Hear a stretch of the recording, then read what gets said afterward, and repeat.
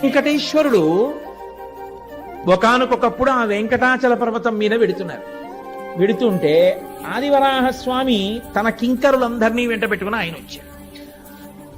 ఆయనకి ఈయన ఎదురుపడితే ఎదురొస్తే వెంకటేశ్వర స్వామి వారు పక్కకి తప్పుకున్నారు. ఆయన అన్నారు, ఈ కొండ నాది, ముందొచ్చిన వాడిని నేను. వెంకటాచల పర్వతం మీదకి ముందొచ్చిన వాడిని నేను, ఈయనెవరు ఇక్కడ తిరుగుతున్నాడని. అంటే వెంకటేశ్వర స్వామి వారు ఆదివరాహస్వామికి ఎదురొచ్చి అన్నారు, కలియుగంలో ప్రజల్ని పాపం నుంచి ఉద్ధరించడం కోసమని నేనే, మీరు ఒక్కటైనటువంటి స్వరూపంలోంచి నేను ఇక్కడ ఆవిర్భవించాను. కాబట్టి కలియుగం అయిపోయేంత వరకు నేను ఇక్కడుండి భక్తులను ఉద్ధరించాలి. కాబట్టి నాకు ఏదైనా స్థలం ఇవ్వండి అన్నాడు.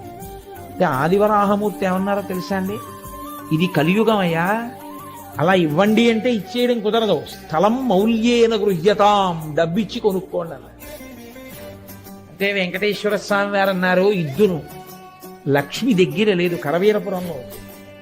కాబట్టి ఏమిమ్మంటారు, ఎలా ఇమ్మంటారు? అందుకని నేను నీకు ఒక వరం ఇస్తాను, ఆ వరాన్నే ద్రవ్యంగా స్వీకరించండి.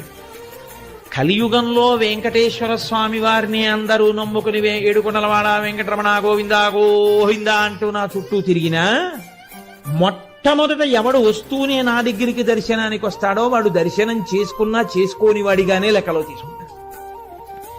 మొట్టమొదట మీ దర్శనం చేసి తర్వాత నా దగ్గరికి రావాలి. కాబట్టి ఆదివరాహస్వామి దర్శనం మొదట చేసిన వారెవరున్నారో వారికి నా అనుగ్రహం. Download ShareChat.